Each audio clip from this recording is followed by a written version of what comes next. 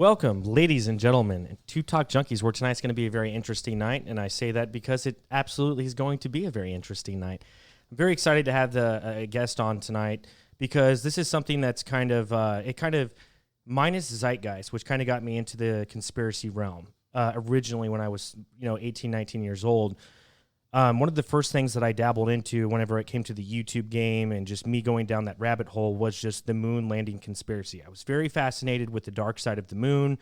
I wanted to know about the universe and all of those things. But then little did I realize that there was a lot of stuff going on. So anyways, this is kind of where it branches out to. But anyways, check out last week's podcast real quick. If just got to mention it, we had Dr. John Muir on, talking about some COVID stuff and just vaccines and stuff like that. So if you're interested in that type of stuff, check back to last week's podcast with Dr. John Muir. We've got Johnny, Jesse in the house. How you guys doing? Good. I mean, you did those backwards. Yeah, I was about to say those backwards, but yeah.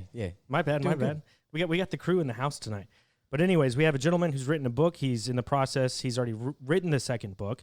It's having some issues getting shipped, but he's here anyways tonight to talk about a hoax hidden in plain sight with the fake moon landing conspiracy. Randy Walsh, how you doing, my man? Good, I'm doing good. Nice to be here. Finally connected.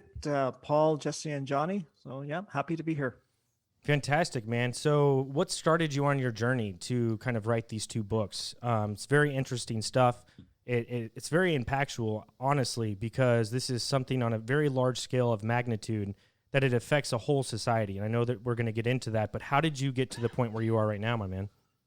Yeah, so actually, very interesting story. And, I was old enough, young enough to remember, old enough at a very early age to actually watch Apollo 11 launch live in school. And, I think I was in grade 4 or 5 or something at that time. And I remember the excitement around it. So, I grew up believing in the Apollo missions. It was, for me back then, it was an inspiring venture, to say the least. And that in part led to my interest in aviation, right? So that I was able to pursue a career in that. But I think it happened about just over 20 years ago, maybe 25 years ago.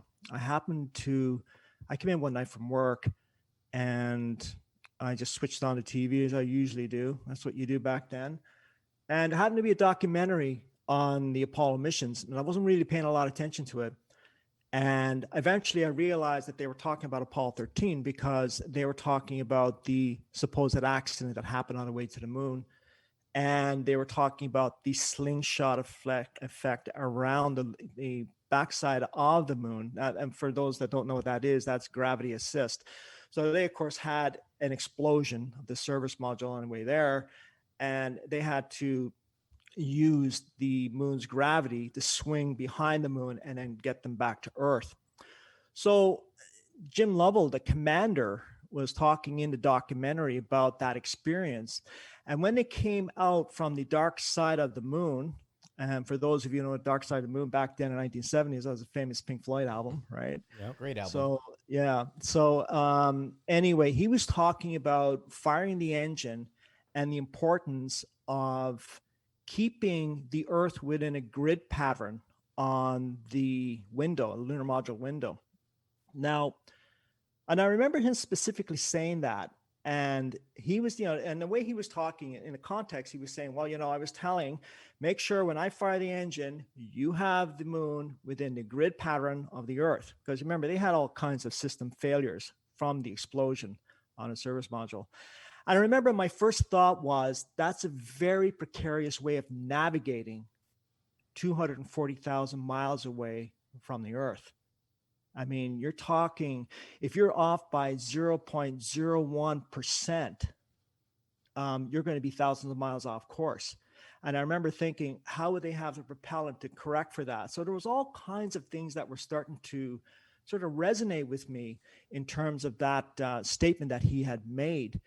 And, and I didn't give it much thought, but I remember it lingered with me for a while. And I think it was a few years later when I sort of delved back into it. And of course, with the onset back then in the early 2000s, when the internet really took off and YouTube videos were coming out, and there was a lot of videos and literature coming out about the Apollo moon hoax, as well as a lot of other stuff. But then, a lot more people had access to this information. And that sort of, I got back into it and looked into it. And I never forgot Jim Lovell's comment about keeping the Earth within a grid pattern. Now, think about this for a second. We're talking a distance of 240,000 miles away from Earth, and you're using visual cues to keep the Earth within a grid pattern. That's not going to work. That's not going to work. You need precise navigation. And that's really what set me on my journey years later. And I think it was about 10 years ago when I really, really delved into this, and I started ordering books and NASA reports, and I really delved into it. And long story short, 5 years later, that's what led to my first book. Fantastic, man. There's a lot of questions that we got to get into. I don't know if you guys have any real quick off the bat. Oh, one thing that comes to my mind, I never thought about the Apollo 13 being a conspiracy theory. So that's what you're talking about directly. Because I've always talked about like the moon, the actual like moon landing experience, or the moon landing being faked. But you're even talking about whenever they had all the system failures and didn't get to land on the moon. We've all seen the Tom Hanks movie too. That's probably my biggest reference to that. I love Tom Hanks. But so you're even saying that was faked as well, or a hoax. Yeah, and there's different theories around Apollo 13. I mean, if you just stand back and look at it from a commonsensical point of view, if you have an explosion in space, that's a very serious situation. And they had, I think it was an oxygen tank explosion or some incident on the service module in Apollo 13 on the way to the moon. And from all the research that I've done so far, I realized that this actually was not planned. Actually, this was sort of an afterthought after they had supposedly launched Apollo 13.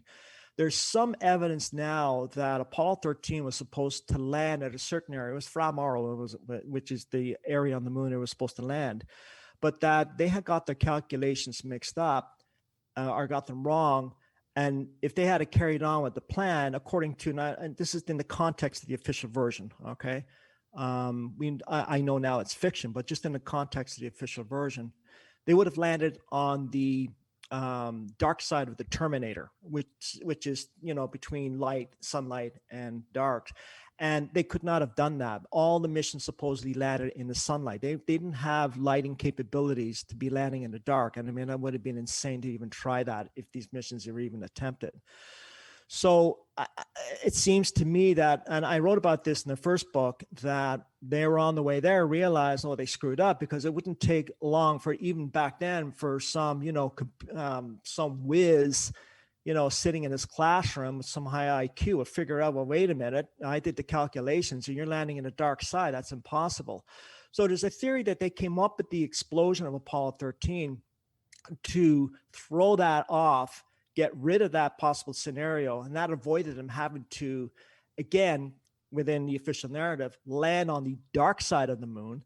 And so they proceeded from there. So then it became a whole sort of, dramatic movie in and of itself, and the whole world was paying attention. Now, the other theory is that by that time, by the time they lost Apollo 13, people's interest was waning. And they come up with that idea to sort of get people's interest back. Because remember back then, I remember that moment when, the whole world was watching, to see if the Apollo 13 crew were going to get back safely. They even interrupted, for those of you that out there, the viewers are watching, Harold Cosell, who was narrating at that time a football game. He interrupted the football game to talk about Apollo 13 coming back, and the whole world is with you, please pray for them, and so on and so forth. So it became a very how shall I say, all-consuming story for the world, and it held on. It held the world's grip for quite a few weeks at least after that. So that's another theory. So there are a few theories floating around out there. As it turns out, if these missions had really happened, they might have actually landed on if they had proceeded with the Apollo 13 mission, they would have landed on the sunlight side of the Terminator.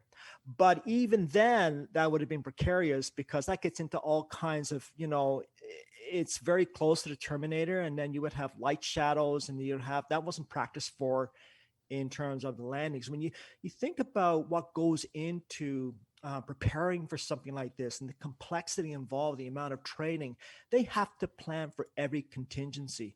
And throughout my own research, I mean, the sloppiness that was involved in this, just in the training aspect alone, says a lot. Too much to go into here right now. But anyway, I just wanted to put that out there, that there was a couple of theories. So yes, Apollo 13 became part of the deception. Well, all of the Apollo missions were, but Apollo 13 became the sort of pivotal moment for the Apollo missions. And if you think about this, even though Apollo 13 was technically a failure because they didn't land on the moon, it was actually turned into a success because they brought the crew back safely. And that, of course, led to Tom Hanks' movie, Ron Howard's movie, rather, which came out in 1995. So yeah, it is part of the deception. There's no doubt about that. And there's other aspects of that now that come into involving Apollo 13. And I want to add, and I don't focus a lot on numbers here.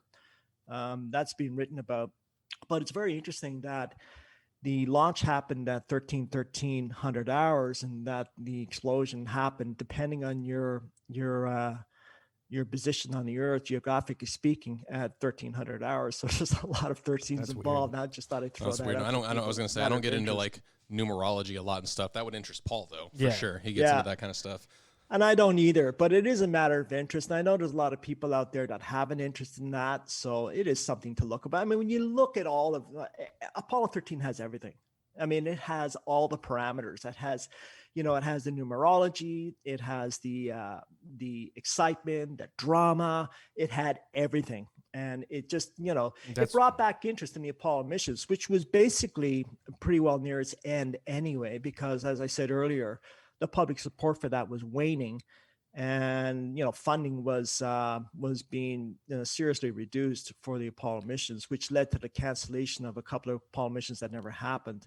So yes, so I would say, of course, as part of the deception, actually it really helped in terms of the deception. That kind of brings me into my question about motive. And we've talked about plenty of conspiracy theories and different things here on this podcast. And one of the big things is always motive. And I have said, as far as it goes, and not talking about Apollo 13 now, just talking about the actual moon landing in 69, about how there actually is a motive there. There was a reason, beat the Russians, moral support, all this different stuff. There was reasoning there. And my thing is, as far as going, you're talking about all the Apollo missions. So now ignoring the moon landing and just talking about, for example, Apollo 13, what is the motive behind the conspiracy? What is the reasoning for, like, you talk about them getting more funding and stuff? Well, if they're not actually doing the missions, if these are quote unquote faked, what is the reason for the funding? What is the funding going towards? Just what is the motive to continue like you said, interest is waning. People did not care as much about NASA or the Apollo missions. But if it was all fake in the first place, what is you know what I'm getting at? Like, why? Yeah. Why? It's like a means to it. Like, why do it if it's fake in the first place, kind of thing? What are they trying to achieve there? Yeah, no, exactly. Just give me a second here. Well, I used to think, in the early days when researching this, that, it was kind of Russians versus Americans, and, it was this race to the moon. I now know that that's just nonsense. It goes deeper than that. It goes darker than that. This was not to, any concern on the part of the American hierarchy versus the Soviet hierarchy at that time. This goes deeper than that. This is about influencing their respective populations. This is the height of the Cold War period, and the Cold War period for me was nothing but a form of control. And to me, this is how the Apollo missions, in part, not in and of itself, but in part, fits in with that narrative of control. Controlling their people, motivating them in any way. And there isn't one clear answer to this. There's many, many, many different answers, but it fits in with the deception that I also think was part of the Cold War. I mean, it's interesting to note too that the Russians, of course, in their space program to the moon, and they had, I think it was Luna 8, if I'm not mistaken, in 1968, they sent up a Russian craft to the moon and back. and they put some animals on the moon, some tortoises, some mammals actually, including some tortoises. And when that, and by the way, this particular Russian craft was capable of carrying, I believe, 2 cosmonauts. And when that ship came back and they opened it up inside, they immediately canceled their manned space program.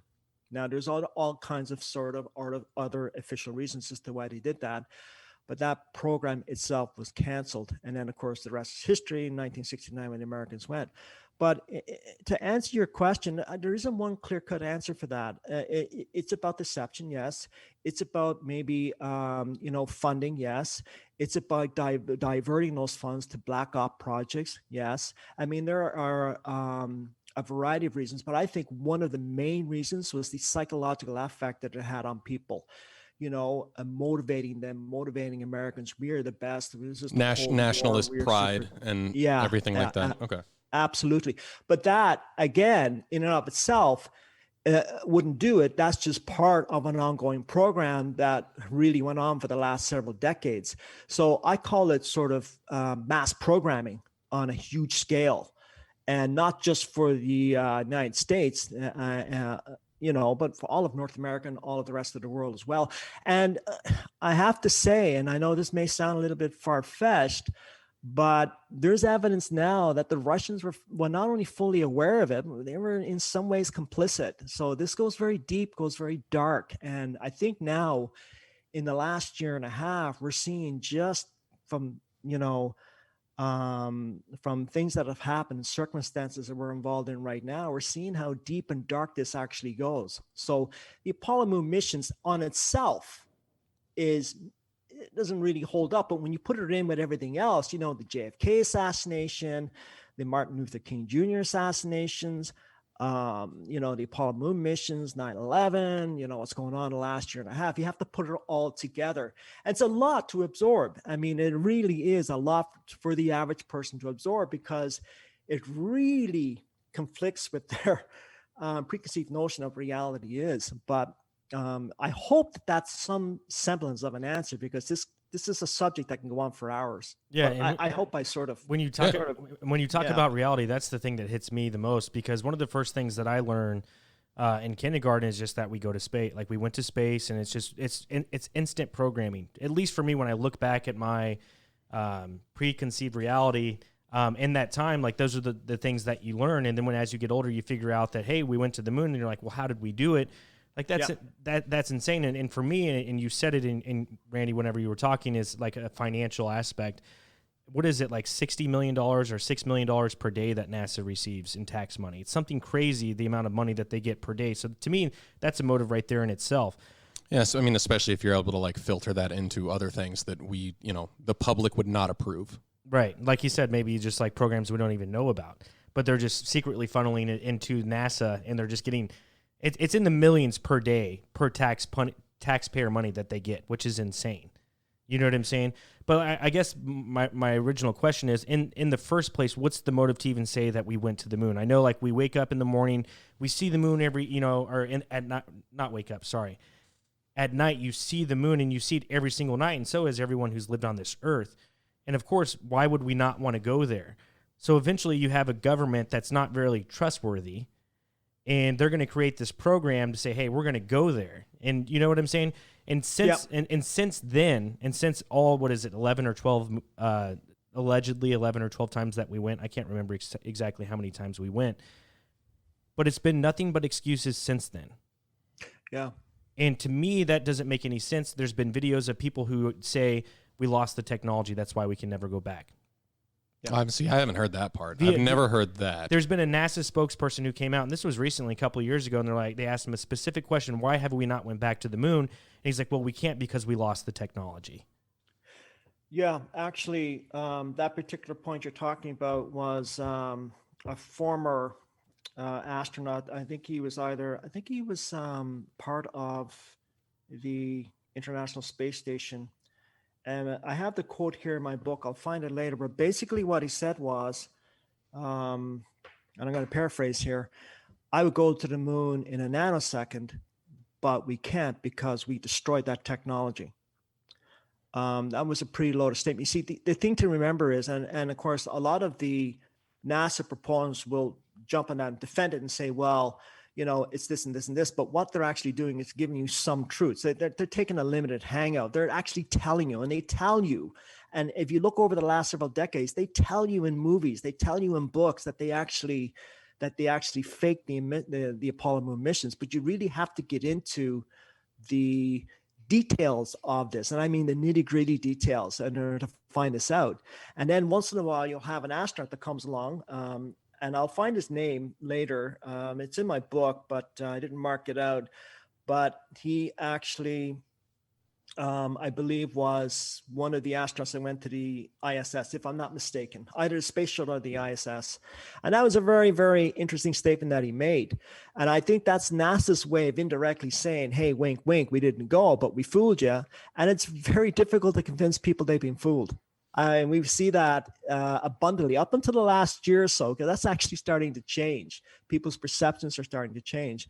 But for an astronaut to make a statement like that, first of all, you'd have to have permission. You can't just make a statement like that without permission. NASA controls every aspect of this, right? And we've seen that with the behavior of the Apollo astronauts. I mean, you had Neil Armstrong, who was the first man to walk on the moon, supposedly the first man to walk on the lunar surface. And he all but went into seclusion for the last 50 years. He resigned his commission when he came back. He was a university professor. He barely gave any interviews. And when he did, he maybe came out once a year, maybe once every 2 years. And when he gave an interview, it was choreographed and scripted. He was very careful about what he said and when he said it.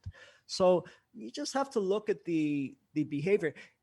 You want a direct answer to your question. It's very difficult to say, but you have to go outside of that and then work your way in. Just look at the behavior. And, when you look at the behavior, and then it's because it raises more questions. So when you ask that question, it leads to other questions. So it's a very interesting rabbit hole to go down. For instance, like for me, like watching Joe Rogan, this kind of what Joe Rogan kind of, granted, I will say that Talk Junkies started podcasting before Joe Rogan, at least Jesse and I, News Radio 816. What? Wait, that was way we did, man. Jesse and I were doing podcasts a long time ago before Joe Rogan was doing it. He may have been doing it, but anyways, I got into Joe Rogan, and he was very, kind of got me, he was super hard on the moon landing conspiracy. Really, really extremely hard. And for some reason, he had Neil deGrasse Tyson on. And once he had Neil deGrasse Tyson on, his views changed on the moon landing. And a lot of Joe's points were valid. They were a lot of information coming at you, like we lost the telemetry data in the first moon landings. They're gone. They don't exist anymore. The first time we ever went to the moon, you can't find any of that data for some reason. And like Joe Rogan spoke a lot of different points that were very interesting and intriguing. Neil deGrasse Tyson comes on, and now Joe Rogan's like, yeah, we went to the moon. I'm an idiot for even ever suggesting that we never went to the moon. So, I mean, that kind of plays into the question as well. You have influencers like that, like Joe Rogan, who has 10 million followers on his podcast. Yeah. They're not going to allow him to say, hey, it was all fake. So they instantly get someone who is an expert like Neil deGrasse Tyson and say, yeah, this is legit. This is how it happened. You can't question science. We went there. You know what I'm saying? Yeah. First of all, I don't take Neil deGrasse Tyson seriously at all. I just don't. I don't take a scientist seriously. He's what I call a celebrity scientist. Yep. They write books, and there's nothing wrong writing books. I wrote two. Not really criticizing for that, but he writes books and sensationalizes it, and he comes up with catchphrases on his book. Learn this in 15 minutes. And he's just he's like, to me, he's just the mainstream media celebrity scientist type, right? He's there. His function is to put that deception forward and to keep people within that way of thinking, that deception. Now, as for Joe Rogan, I heard him on a debate with another scientist who's pro NASA, and his name escapes me right now. Joe Rogan demolished him. Yep. I mean, he came out with all these points, one right after the other. Joe Rogan doesn't have much of a scientific background, but he has intelligence. He's smart. He has the ability to connect the dots. And he did just that. And he demolished this scientist, and he had nothing at all to come back with. there may be a variety of reasons why Joe Rogan had changed. I don't know. Maybe it's because he has a lot of light on him right now, and he has 10 million viewers. Probably He's money, right? speaking I was going to say Pardon? money kind of skews all. Money you turning the know, world, you know. exactly. And let's face it, the YouTube format, if I can say this, is it's a controlled forum. Oh, for sure. I mean, yeah, I mean, you're just, not going to get anywhere at YouTube unless YouTube allows you to. And it maybe it could be argued in a sense that Joe Rogan sold out. I don't know.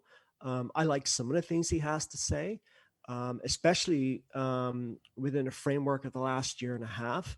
I have followed him a little bit on that, and he does raise some good points. I know you probably don't want to get into that because that can get you blocked on YouTube, right?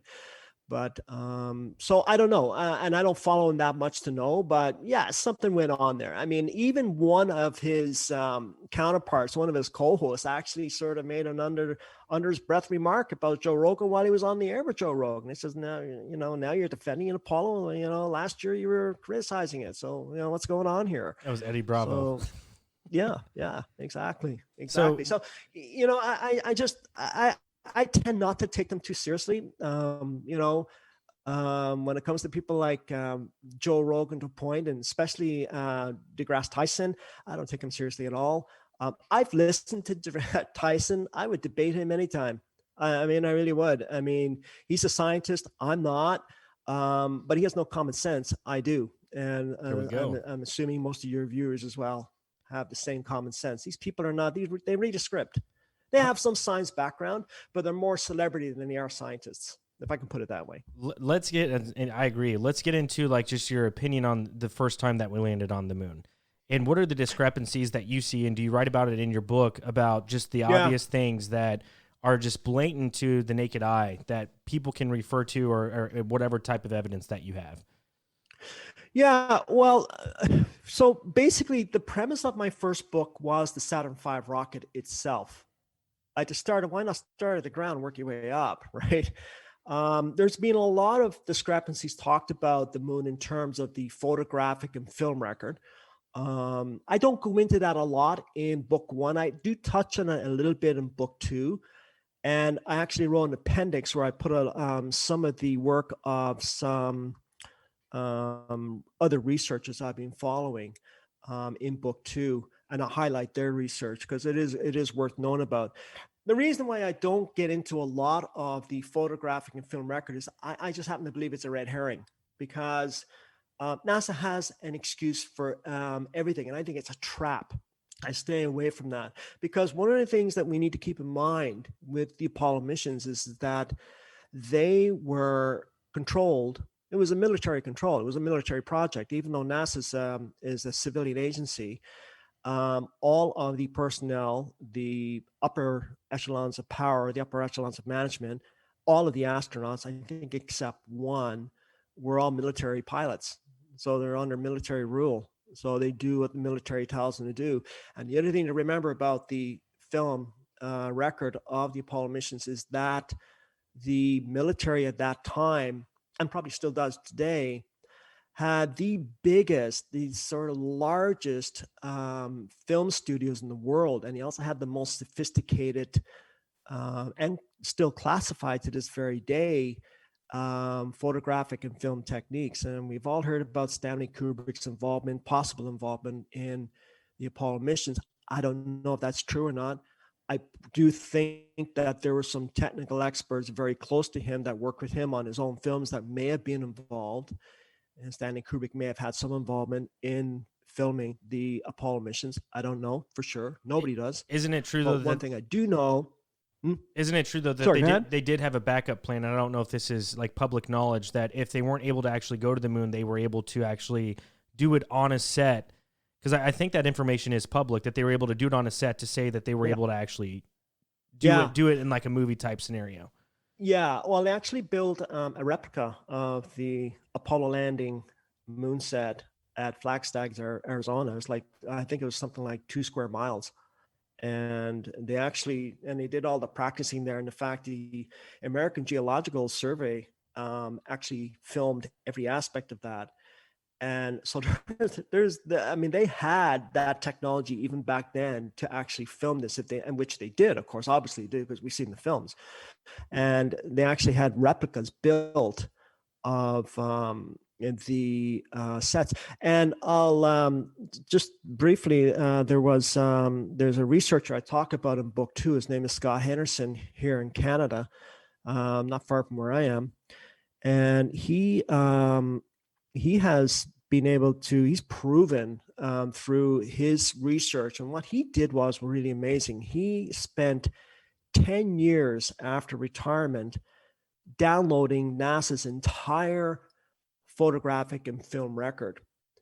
And he was able to determine that the last 3 missions that used the rover on the moon, he was able to determine that it was the same rover used 3 times. I mean, it's just remarkable the amount of things that he's been able to uncover. Like recent rovers? Research. Recent rovers? Yeah. Okay. Yeah, you know, the buggy, the moon buggy. Yeah. Yeah, that they rode around on. Yep. Which, you know, on the lunar surface was a joke. Yeah. So he was able to determine that they were using the same rover, which is impossible, because they never brought those rovers back, right? They supposedly left them there on the lunar surface. They couldn't bring them back, right? So so there's all kinds of and another anomalies I'll briefly touch on with him. He has discovered that when he and researchers discover something that's an anomaly in a particular photo, NASA cleans it up in the record. And so when you go back, you don't find that anomaly anymore. So NASA's constantly updating its photographic record. So it makes it very difficult to research this and say, ha, I found this. And NASA comes back and says, oh, I don't know what you're talking about. We did, because here it is, right?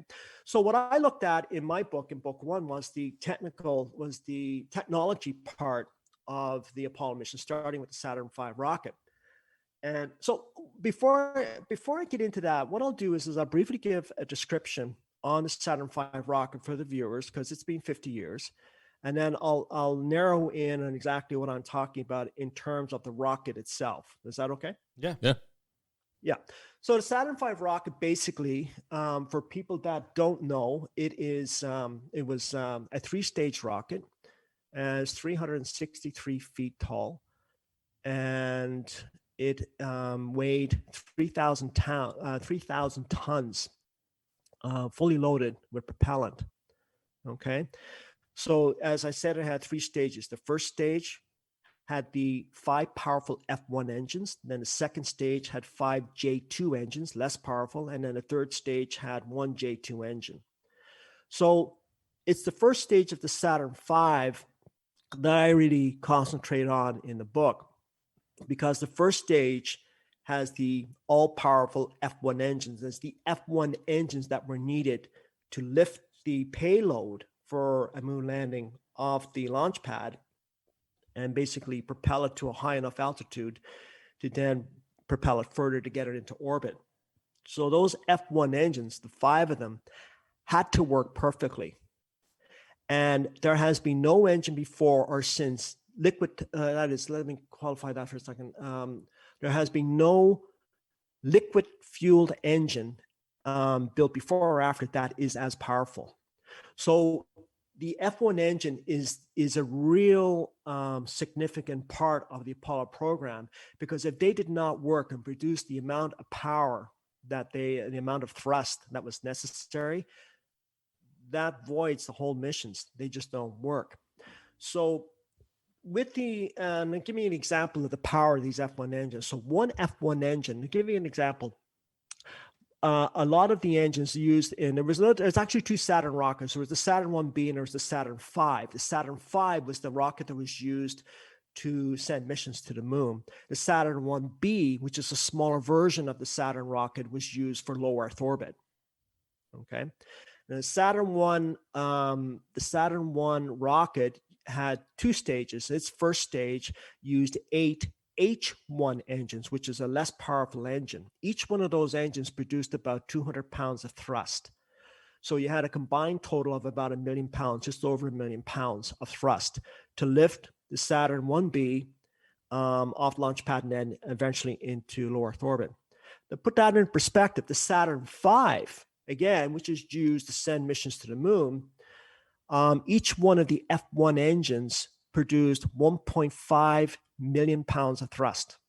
That's one engine for a combined thrust of 7.5 million pounds of thrust. It is the most powerful engine ever built, and it hasn't been done since. Right? So this was really, really new technology. I mean, they were really pushing the limits with this F1 engine. They needed that amount of power to get the 46 to 50 ton payload into orbit. And the 40 to 50 ton payload included the Apollo command module, the service module, and the lunar module. Okay, so combined, it's about 50 tons. And you needed this amount of power, 7.5 million pounds of thrust, to lift that rocket, the Saturn V, off the launch pad to a high enough altitude where then it could be jettisoned, and then the second stage will kick over and then boost it into a higher orbit. So if those F1 engines, if there was any fault in any one of those F1 engines on launch, the mission was over. It didn't have the power. There was no room for error here. There was no margin of error. There was no room at all. And they were having major problems with the technology involved in making the F1 engines, right? Now, I'm just going to go into a little bit of description here about the F1 engine, and then I'll talk about what the problems were and what I wrote about in my book. So I'm just going to give a very basic design explanation of the F1 engine. So in any rocket, you have you have the propellant on top, then you have the fuel injector, and then you have the combustion chamber, and below the combustion chamber you have the throat area, which is the narrow part you see in the rocket nozzle, and then of course you have the nozzle out the end of the rocket. Okay, it's pretty basic. The fuel is pumped through the fuel injector into the combustion chamber, and where you have in the combustion chamber a controlled explosion. And the temperatures in that combustion chamber can reach up to 6,000 degrees Fahrenheit. So you have to find a way to cool that combustion chamber down while that controlled explosion is going on, because if you can't cool that down, you're going to have a distortion of the combustion chamber itself, and eventually that's going to lead to a massive explosion of the rocket engine, and you have a loss of the rocket and a crew.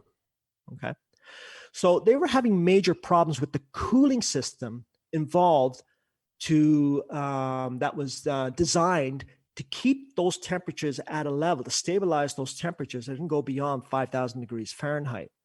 Now we're talking less than half the surface of the sun here. I mean, we're talking very, very hot temperatures, right? So what they did is they came out with a method called regenerative cooling system. And what that is that they had designed in the F1 engines, just now around the combustion chamber part, hundreds of small, fine little tubes that went on the outside of the combustion chamber within the engine. So when the fuel was going through, 70% of the fuel was pushed directly through the tubes on the outside of the combustion chamber, and 30% of the fuel was pushed through the combustion chamber itself. So that's 30%, yes. Okay, and the whole idea of that is the propellant that was going through the hundreds of tubes on the outside of the combustion chamber was designed to absorb some of the thermal energy from the combustion chamber to keep it at a stabilized temperature to prevent the rocket itself from exploding. These were failing. And because they were failing, they weren't getting the thrust output that they originally designed. And actually, in several cases, a lot of cases in the static testing they did on the ground, they had explosions of these engines.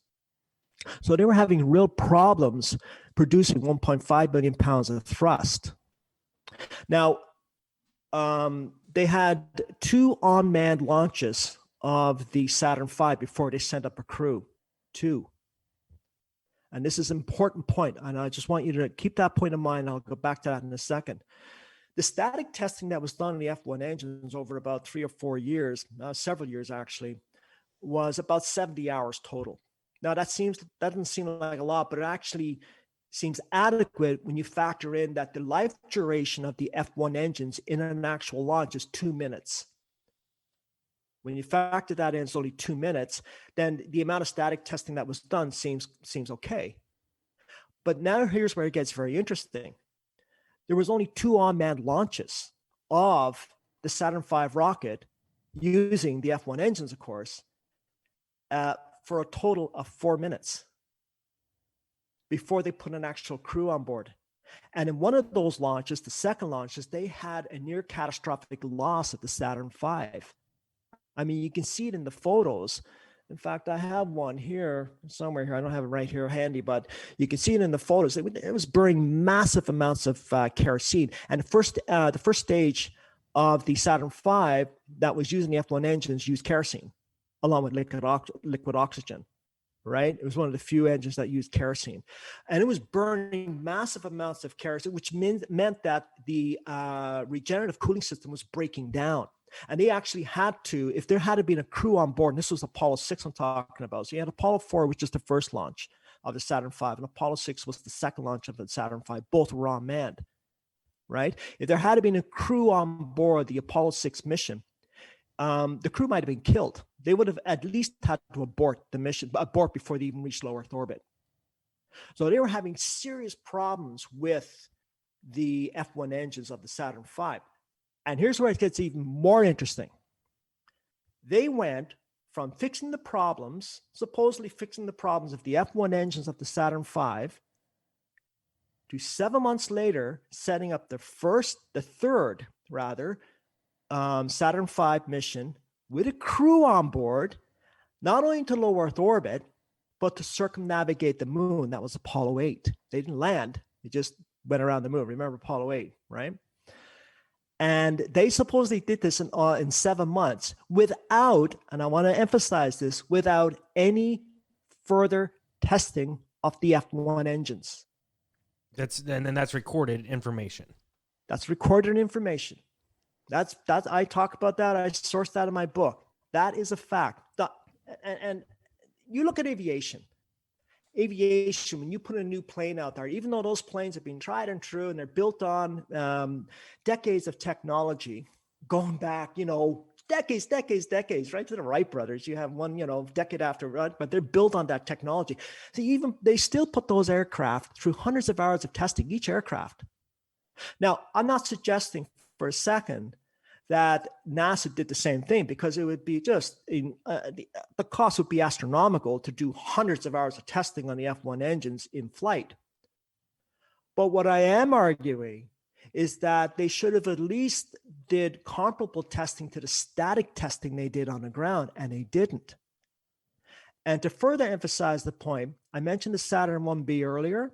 The Saturn 1B was a smaller version of the Saturn rocket. It had 14 variations of launches. The configuration was slightly different, but they basically had 14 variations of launches, unmanned launches, with its less powerful H1 engines, right? Before they put a crew on board for Apollo 7. The Saturn 1B was used in one Apollo mission. That was Apollo 7. That's verified. That's not disputed. When you put all of it together, you have 70 hours of testing of static testing of the F1 engines, and you have a total of 4 minutes of in-flight testing or testing of the F1 engines and actual conditions. And NASA says that it fixed all the problems with the F1 engines they were having in Apollo 6. That is documented without any further testing, and that they put a crew on board, and that the rest of those Apollo launches from Apollo 8, 9, 10, 11, 12, 13, 14, 15, 16, 17, and of course the last launch of Skylab worked perfectly. Smooth as butter. Not a problem. Smooth as butter. Yeah. Go ahead. No, real quick question. Do you even think that there were astronauts on like the video footage of the launch of that spaceship going to the moon? And were there even astronauts on that? Is that kind of even what you're getting at too? Yeah, you're talking about Apollo mission specifically, right? Yeah. Were there even astronauts, or did they just did they fake that too? Like people even boarding it? Like was it a man? Like was it a manned spacecraft? Sure. Like you're asking, did astronauts actually go up to low Earth orbit at least? Yeah, Is yeah, that what you're asking? basically, yeah. Yeah.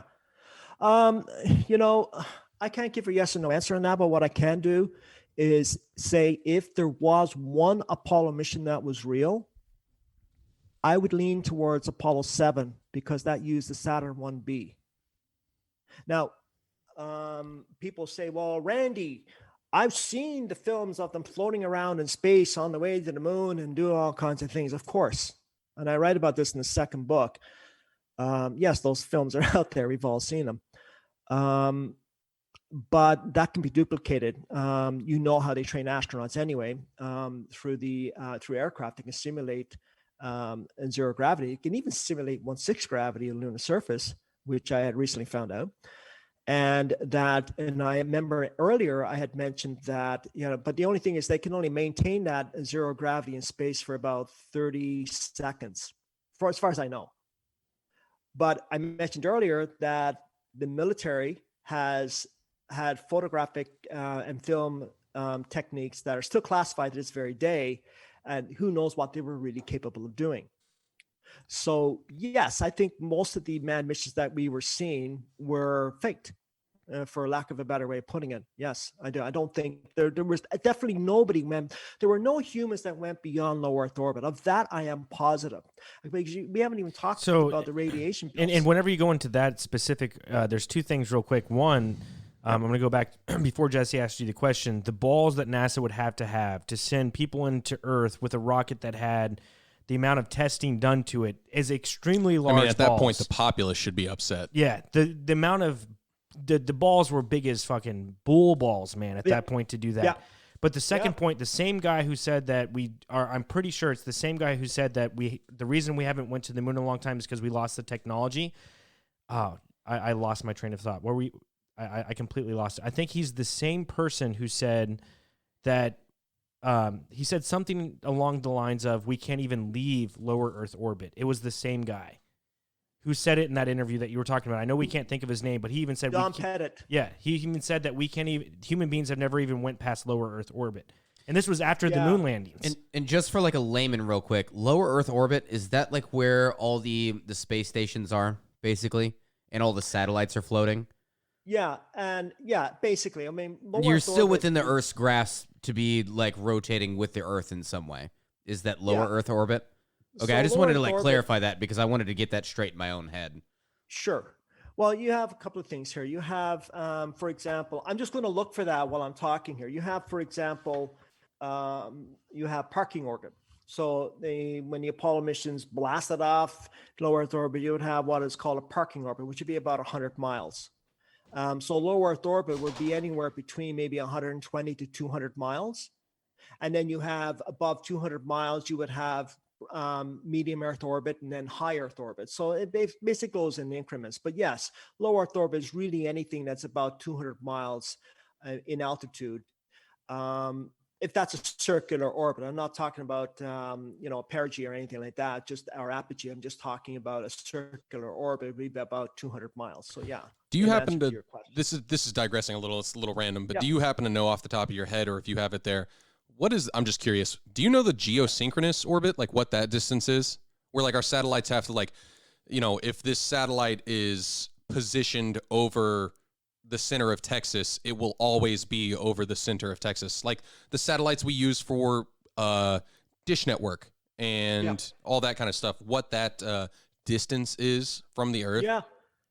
Yeah, sure.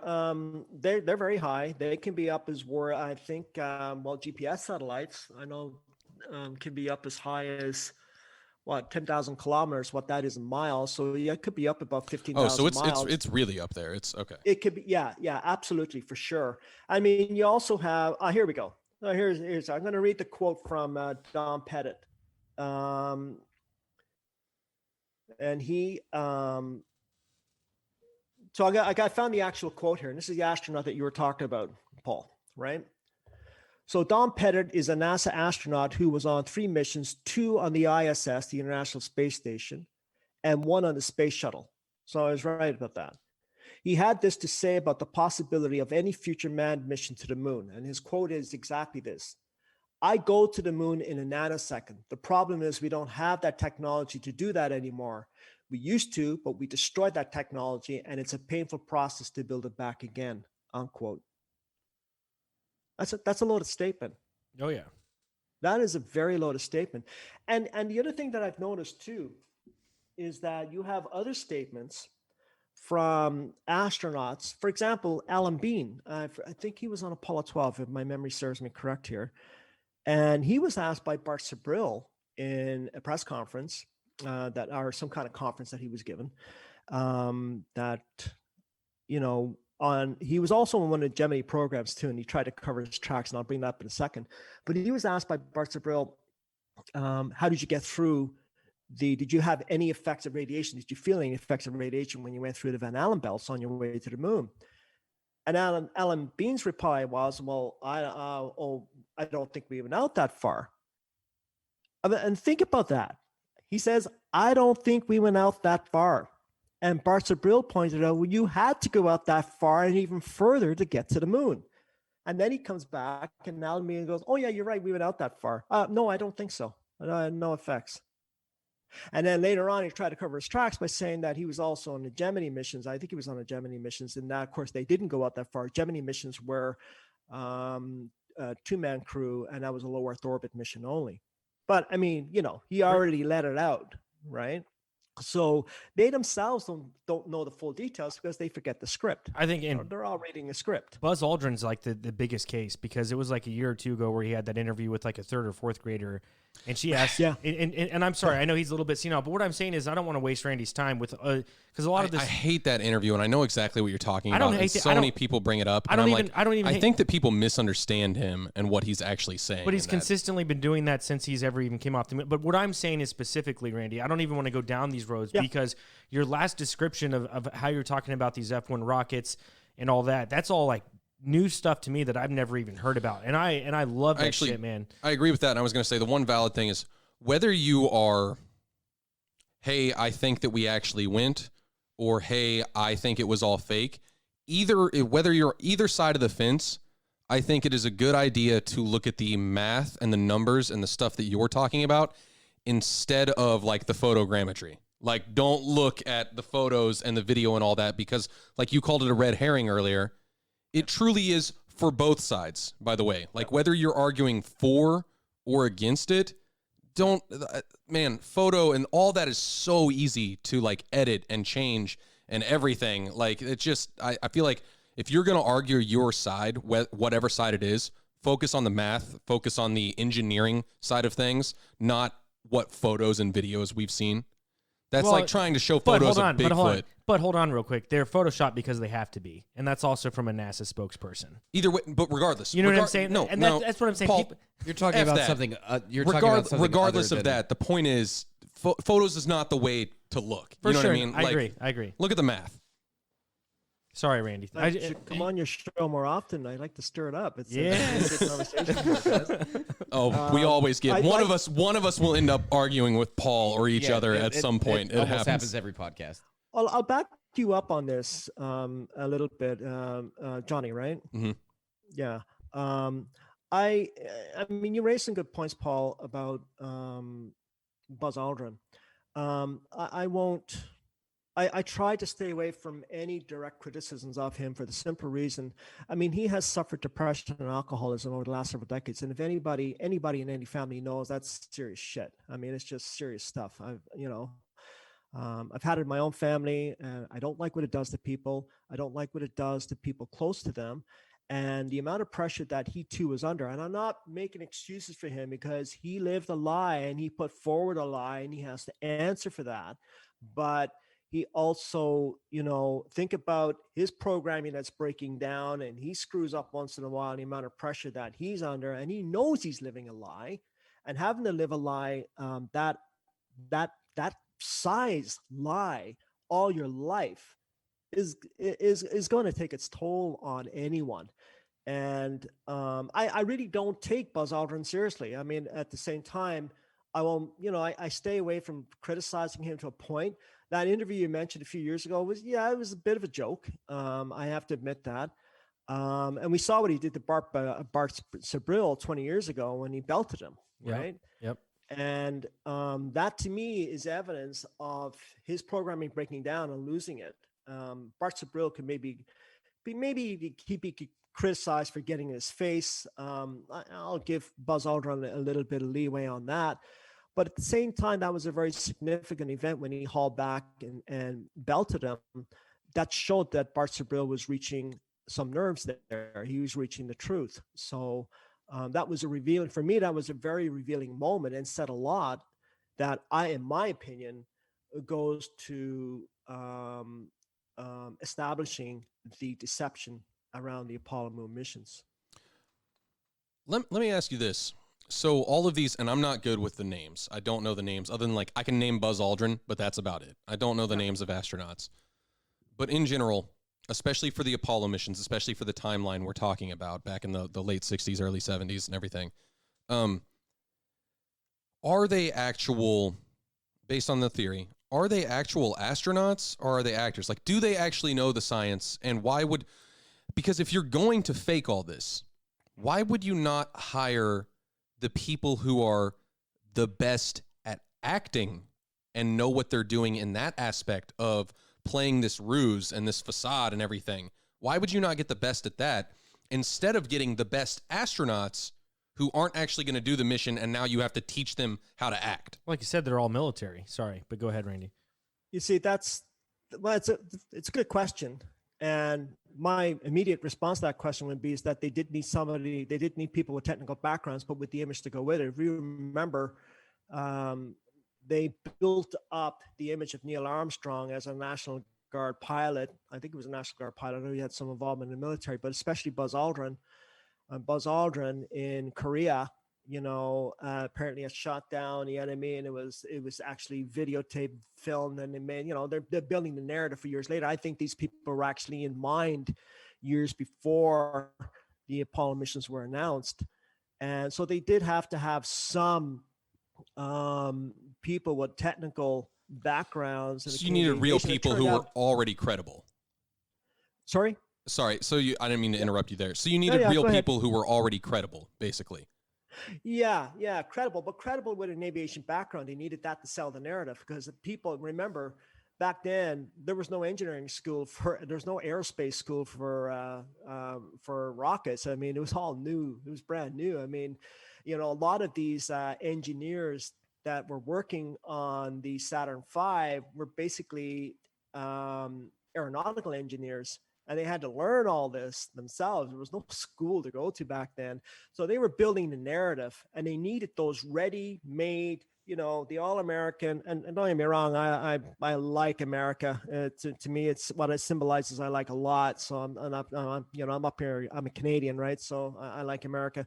But it did symbolize that all-American sort of image, and the clean cut, aviator, hero. And as it turns out, long story short, we'll get into this some other time, they didn't really need aviation skills to go into space, as it turned out, as one of the astronauts who was a scientist proved, right? But it did fit the image, the narrative at that time. So yeah, you can get actors in there who would be probably a lot better at it, but keep in mind, these were also military pilots, and they were very controlled and very scripted. But there were cracks forming even back then about some of their behavior. I mean, there's a rumor, and this is just a rumor, okay? And I like to put rumors out there because it gets people thinking, but it's just a rumor. Can't substantiate it. It is a rumor that one of the astronauts was actually caught having an affair. One of the Apollo astronauts was caught having an affair with somebody else's wife. The problem is that at the time he was having the affair, he was supposed to be on a lunar surface. Ooh. So again, just a rumor, right? Honey, I wasn't sleeping with her. I was on the moon. Yeah. I was on the moon. I like that. Right. So, yeah. So, I mean, and for all the people out there, they're going to attack me for saying that. I can't substantiate it. It's just a rumor. So if it's a rumor, I'll say that. But that's exactly what that was really about. The all-American, Air Force hero and military pilot. And these were skilled pilots. I mean, these were test pilots, right? And these people were very, very skilled in what they did, right? But how did that translate into actually flying an aircraft? Well, that's another spaceship rather, but that's another issue. That's another topic for another day. But yeah, so it would be better to have the real thing and then train them as opposed to getting actors and then trying to train them on that. Gotcha. The reverse would be a little bit more difficult. Well, I think, and to Johnny's point, and again, a lot of people already know this, but you can go back to whenever Neil Armstrong and Buzz Aldrin, and they all came back from that first mission. They were quarantined for however long, but whenever they were able to actually talk to the press, and if you watch that specific interview with them, you watch their demeanor, you look at them, you can tell they're not actors, but you can tell, like, dude, if I just came back from the moon and I was the first person on the moon, like, I would be ecstatic. I would be, I'd be on cloud nine, dude. When I went to nationals and debate when I was in high school, it was the best thing that had ever happened to me. Granted, that's nowhere near the scale of going to the moon and coming back safely to Earth, but it was the greatest thing in my life at that time. You're saying they should have been partying like Travis Kelce at... Yeah, exactly, like whoever won the Super Bowl, like, to me. But when you specifically watch that interview, when they're being interviewed by the media, something looks fishy, and it looks completely obvious. Common sense would tell you as a human being, like, something is off here, in my opinion. I want to see the video. I've actually never seen that video. It's very interesting. Yeah, I watched it. It's about an hour and a half. It wasn't easy to sit through, I'll tell you. It was the most depressing press conference I've ever seen. And that's including press conferences about actual real catastrophes. I've heard the NASA proponents, I like to call them, I'm being kind when I call them NASA proponents, they'll come back and say, well, they did smile a couple of times. And you see, if you go to this time here, he smiles. Frame 32, overall, he smiled. Yeah, exactly. I mean, but overall, it was the most depressing thing you could ever watch. As somebody put it aptly, oh, the joy, right? These people should have been jumping up and down and on the stage doing somersaults, and we did it. And, there was actually even some conflict going on there between some of their astronauts, because some of them, and Neil Armstrong a couple times, tripped up on what he was supposed to say and what he shouldn't have said. Yep. And you could see it. There was a moment there where Michael Collins was kind of correcting him and saying how, well, I didn't see that, and basically saying you didn't see it either. And it's interesting that in the transcripts of that press conference, it's reversed. I won't go into the details of it right now. I don't have time, but the transcripts are reversed to in terms of a couple of the comments that were made to give the impression that it wasn't this astronaut that was saying it was this astronaut that was saying it. So there's deception going on there as well. But you can clearly see that they had the weight of the world on their shoulders in that press conference, especially Neil Armstrong. I think out of all of them, he was the one that was really wearing it the most. Because remember, he was the first man on the moon. His name is associated with it.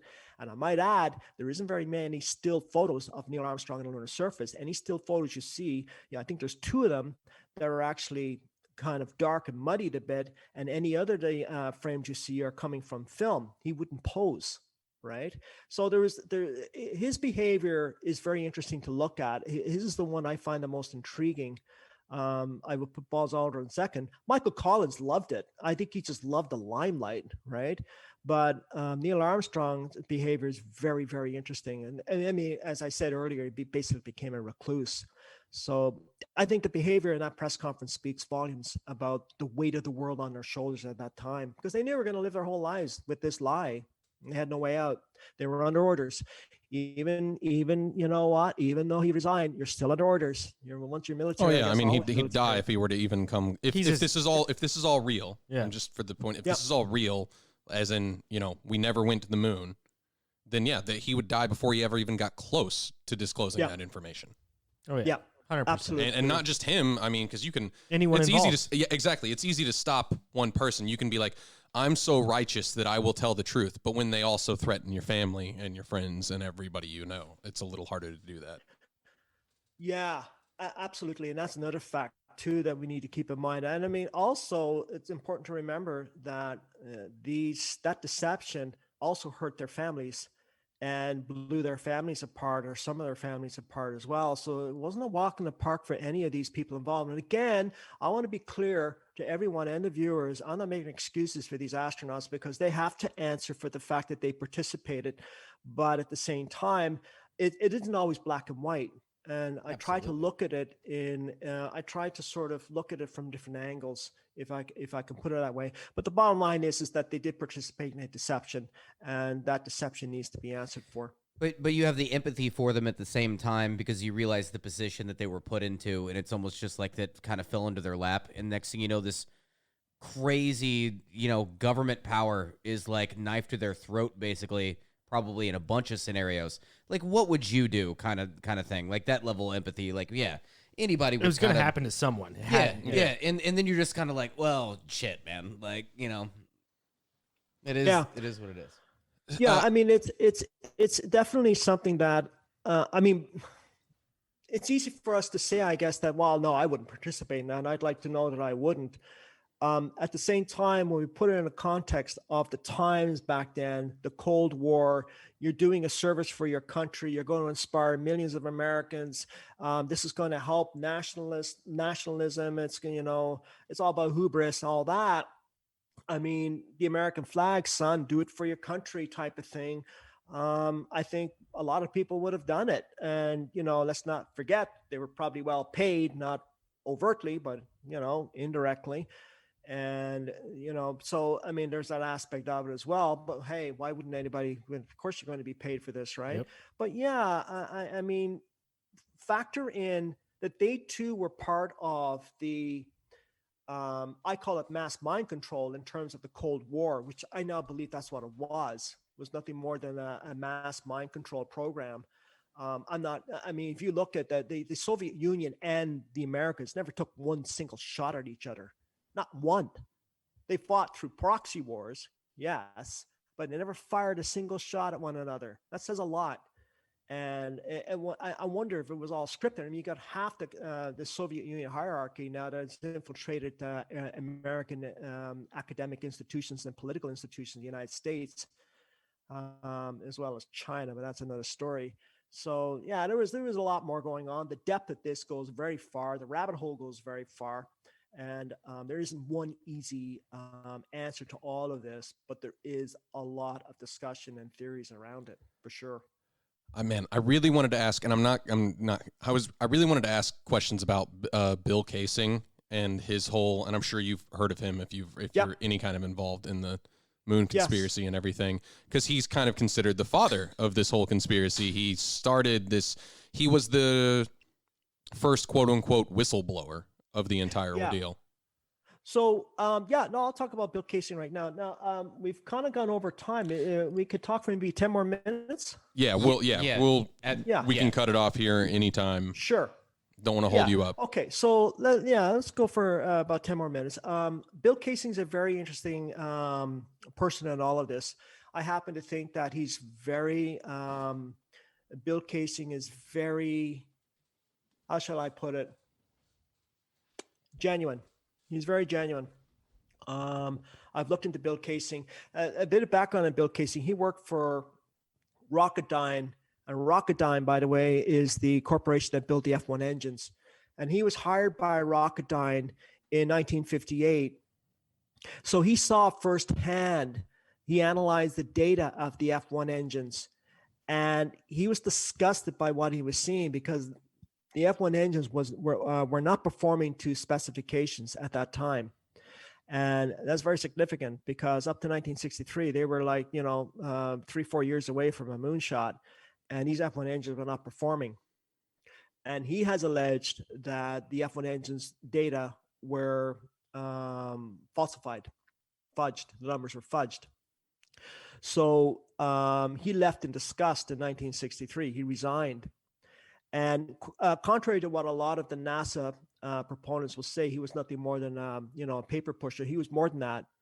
He was hired for his skills. He was good at analyzing data. He was collecting that data, and that was his job. Of course, he came out with his book in 1977, which was the first book, you're right.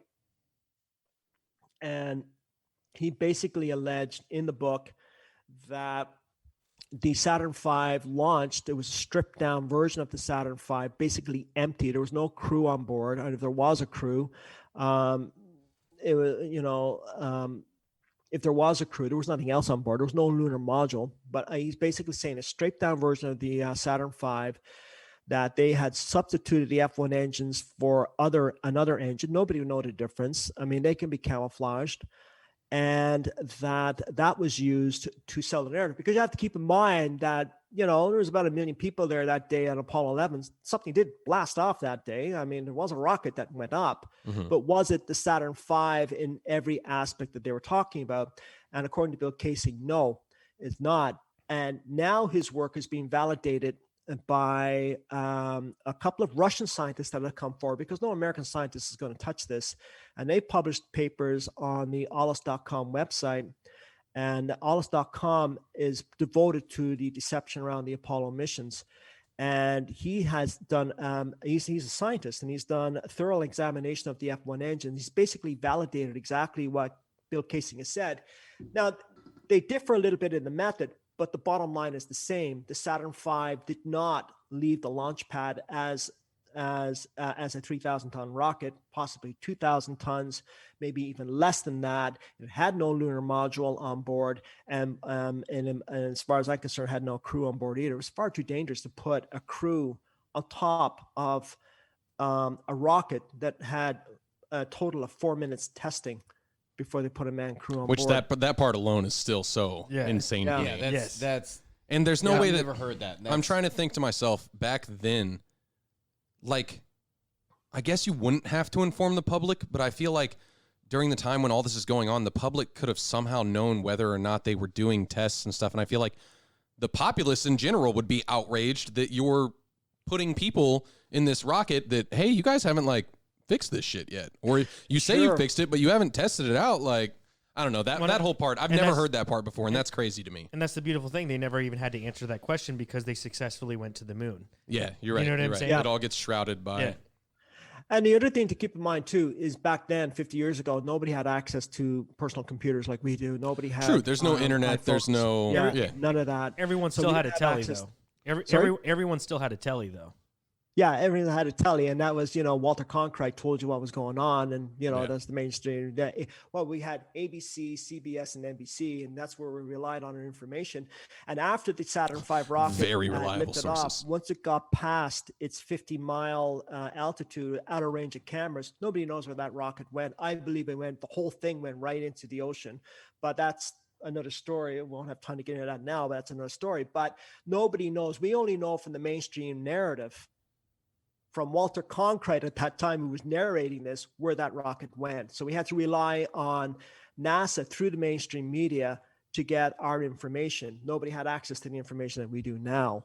So it was very easy to keep that secret. 1 million people were there watching the launch of Apollo 11, but they don't know where it went after it was out of range of camera, out of media camera range. Man, we're going to have you on again, man. There's so much stuff that I don't even think we even touched or even got close to. There's a lot. Yeah. There's a lot. No, I enjoyed it. There's a lot. There's a lot in book one we haven't even touched on. So yeah, like I said earlier, you're not going to get all this information in an hour. It's going to take a while. Yeah. But yeah. Well, you want to bring up where to find his book? Yeah, no, for sure. I mean, and again, it's all up to you, man, on your time and stuff like that. But people's attention spans are usually like an hour, especially when it comes to. While you were outside too, he was saying he was like, for sure. So sorry, man. So where can people find you? One, and where can and that's very important. But I feel like the second most important thing about this would be, where can people go minus YouTube to find this type of information about the Apollo moon landings? I'd like to have some links to put other than your book. If you could send me those via email. Yeah, there's a couple of researchers I would like to mention. One I mentioned was Scott Henderson. There's another researcher I want to mention, and he's highly recommended. He's the UK distributor for Nexus magazine, and his name is Marcus Allen. And full disclosure here, Nexus magazine did a review of my first book, and they now done a review of my second book. But I had the opportunity of meeting with Marcus Allen in a stopover when I was in the UK a couple of years ago. And I had a chance to sit down and have dinner with him for 5 hours. And he's a wealth of information. He's devoted the last 25 years of his life to researching the Apollo moon missions. He's available for interviews. I highly recommend you get him on here. He is a wealth of information. Couple of other, Nexus magazine is well, world famous. It's actually based in Australia and it's distributed in Europe, UK, and North America. And the other one is Scott Henderson, I mentioned, and there's a few others. Emmanuel E. Garcia, MD, he writes about the psychological aspect as well as some of the technical aspects, and that's on the Ollis.com website.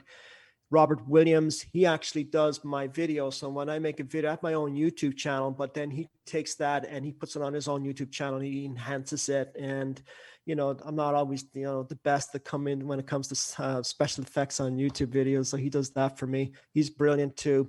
And Phil Kautz is another one who's a physicist and he does a lot of good work. These are all names that I have access. Now, in terms of going to books, there are many books on the Apollo missions, on the Apollo moon mission hoax. I recommend to the viewers, you know, if you really want to get involved in this, you really want to find out the answer, read the official books on the official version of the Apollo missions, because a lot of really fantastic nuggets come out of those. You have scientists that indirectly tell you that it's amazing that these missions even happen. It's a miracle that nothing happened on the way there, you know, and they're basically hinting that wink, wink, wink, it didn't happen.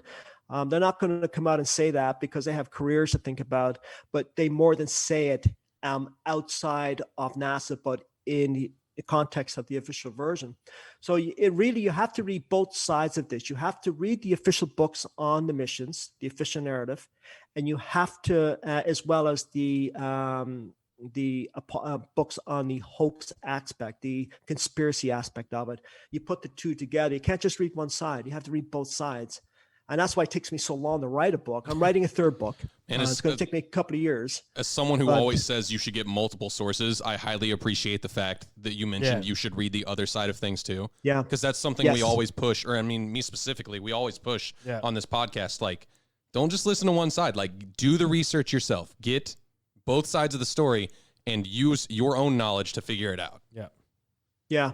Yeah, and it's important. And, you know, another thing is that I always get comments of, you're not an aerospace engineer, you're not a rocket scientist and all this, and you don't have to be. If you're prepared to spend the time and look through it and go through the details, anybody can reason this out for themselves.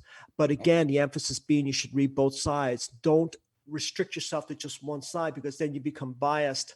You got to look at both sides and then decide for yourself and then go from there. But I found some of the most interesting things I have found that actually point towards the conspiracy of the Apollo missions was from the official versions themselves.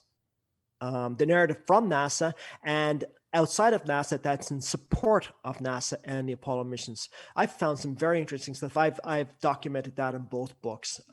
So yeah, I recommend read both sides of this if you want to get at the truth. The truth is not easily accessible. You have to spend the time. It's like anything else. You have to spend the time researching. You have to want to get into the details. That's where the answer is. It's in the details. It can be a long slog, believe me, but that's where the answer is. When can people start buying your second book? The book is out now. It's on Amazon. I just put it out there, I think, a couple of months ago.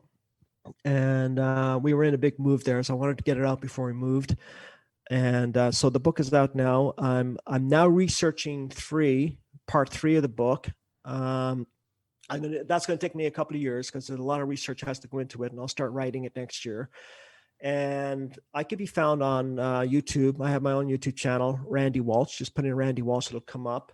And as in terms of contact information, my email address, as you know, is in the book, and can also be found on Facebook at Author Randy Walsh as well. So for people that check out my YouTube channel, I have a few videos on there. I sometimes put a video out, an update on, you know, what research I'm doing so far. I'll expand more on the books that I'm writing, book 1 and book 2. And those, sometimes I'll put a link in the bottom of that because it'll send you over to Robert Williams' YouTube channel, because he enhances the visual on the videos that I do. So he does really, really good work as well. So yeah, anybody wants to contact me, the email's in the book and they can contact me through that. Cool. Randy, I appreciate you, man. I'm going to leave you with one last question. And if it's going to be a too long of an answer, just let me know and we'll save it for next time. Sure. What are your thoughts on Crow 777's lunar wave? Lunar Wave. I haven't actually really been. Give me an idea of where he's coming from. I haven't had a chance to pay attention. I didn't want to go. That's a bad question. Yeah, it's not. It's, in their eyes, it's a bad question, but it's not to me. So it's very important to me. I think it's very interesting. I'll send you the video that Crow shot himself, and then you know we can maybe talk about it next podcast. But I didn't know if you saw it or not, so I was just curious. So I don't even know if he's pro or against the conspiracy. I haven't really watched him. I know that my name is now popped up on some of the shill websites, if I can put it that way, where they're trying to discredit the book. I expect that. And that's always going to happen. Yeah, and that actually is a compliment because it means your book is getting attention. So I'm not bothered at all by that. I get the personal attacks, which is kind of funny. Doesn't bother me at all. Which is ridiculous. You gotta have thick skin if you're in this game, right? You're not wrong. Yeah. And I get attacked. I sometimes go on YouTube and take them on myself, and it's kind of fun. I have the usual 6 NASA shills that like to come at me, and it's actually, you know, and I feel like sharpening my skills online, I'll do that. And I don't pay a lot of attention to them. I won't get into it too much with them.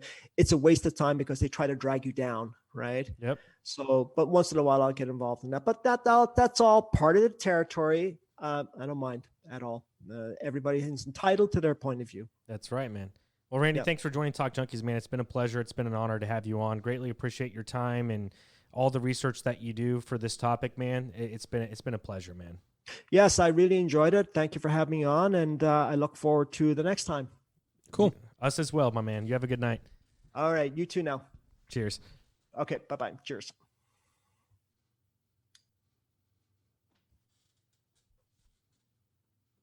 Well, there you have it, ladies and gentlemen. Randy Walsh.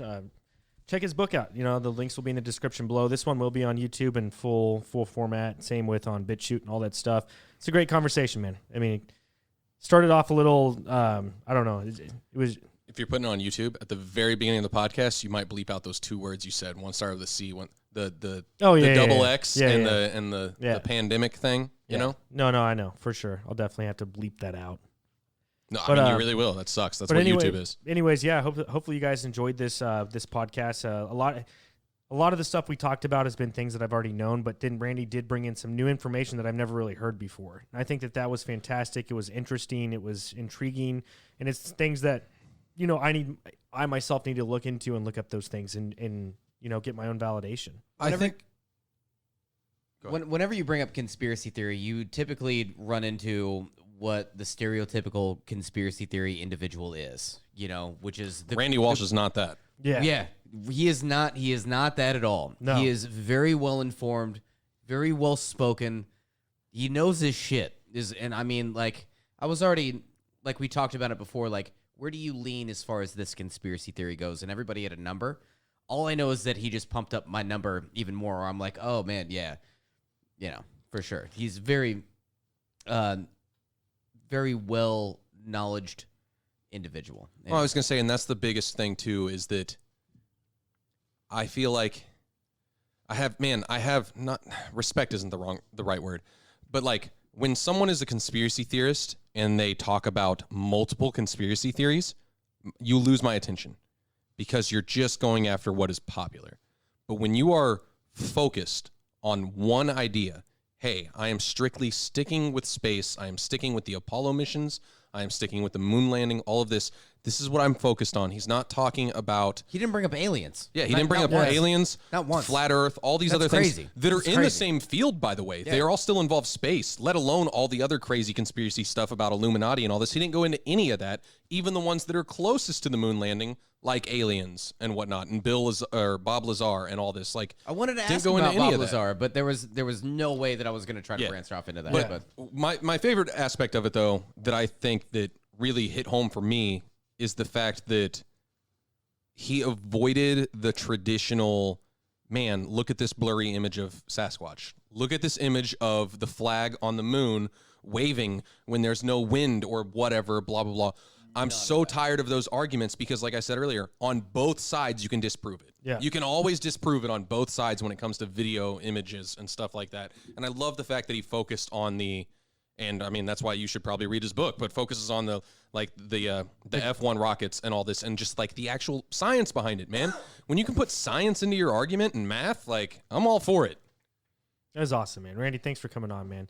The best thing you guys can do for this video, we're on BitChute now. Again, we're on all platforms, is just share this with your friends, your family. Send it out there if you All want. platforms. Grindr. Yeah. No, not Grindr yet. But, I mean, I would appreciate it. I don't know about Johnny and Jesse. I think that they would, too. Just be an honor if you guys just shared our link. You don't have to. Just continue to listen to us each and every single week if you want. Subscribe, hit that bell notification to all our junkies out there. Stay fly and ring the bell.